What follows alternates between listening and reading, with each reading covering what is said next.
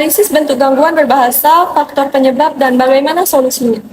Gangguan bahasa sering juga disebut sebagai gangguan perkembangan bicara dan bahasa ekspresi.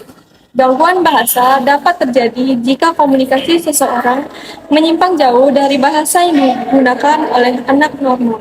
Bentuk gangguan berbahasa yang pertama, keterlambatan dalam perkembangan bahasa yang disebabkan oleh keterlambatan mental intelektual, ketunarunguan, disfungsi minimal otak, dan kesulitan belajar.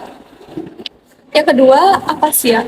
Afasia terbagi menjadi 4. Yang pertama, afasia sensori, yaitu kesulitan memberikan rangsangan yang diterimanya.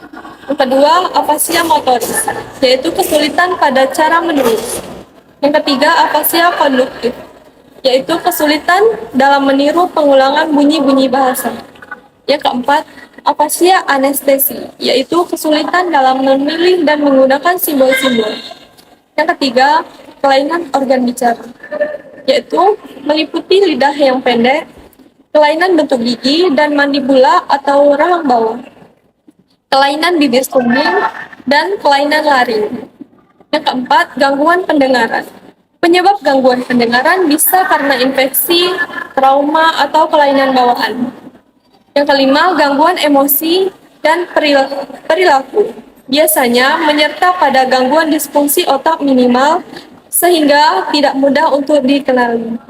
Yang keenam, autisme adalah gangguan perkembangan pervasi yang pada anak yang ditandai dengan adanya gangguan dan keterlambatan dalam bidang kognitif, bahasa, perilaku, komunikasi, dan interaksi sosial.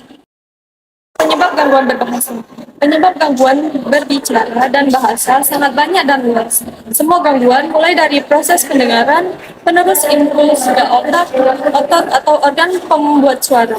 Menurut Effendi, dikutip Nur Hidayati, di tahun 2013, ada beberapa penyebab gangguan dan keterlambatan berbicara, yaitu sebagai berikut. Yang pertama, faktor medis. Ini yang paling banyak berperan dalam kesulitan belajar adalah tidak atau kurang berfungsinya sistem saraf pusat yang disebabkan oleh adanya cedera atau memar. Cedera atau memar pada otak dapat terjadi karena berbagai kejadian seperti trauma ketika ibu sedang mengandung, penggunaan obat-obatan berlebihan, kelahiran muda atau prematur, benturan fisik, stroke, dan keracunan. Yang kedua, kondisi fisiologis.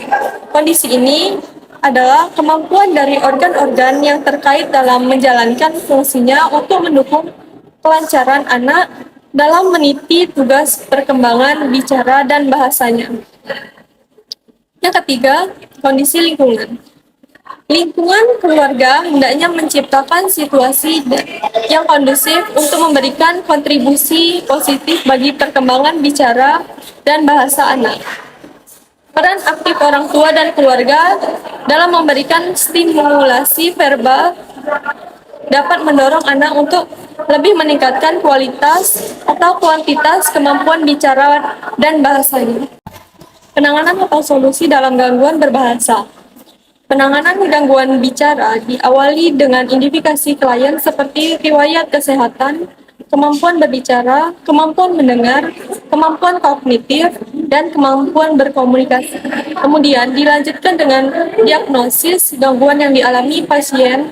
Setelah hasil diagnosis didapat, barulah diterapkan terapi yang tepat untuk pasien. Adapun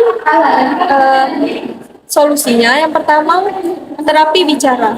Biasanya menggunakan audio atau video dan cermin.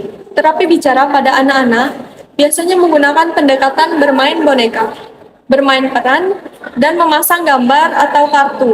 Sedangkan terapi bicara pada orang dewasa menggunakan metode langsung, yaitu melalui latihan dan praktik. Yang kedua, terapi oral motorik. Terapi ini menggunakan latihan yang tidak melibatkan proses bicara, seperti minum melalui sedotan, meniup balon, dan meniup trompet. Latihan ini bertujuan untuk melatih dan memperkuat otot yang digunakan untuk berbicara. Yang ketiga, terapi intonasi melodi. Dalam terapi ini dapat diterapkan pada penderita stroke yang mengalami gangguan bahasa. Musik atau melodi yang digunakan untuk biasanya yang bertempo lambat, bersifat lirik, dan mempunyai tekanan yang berbeda.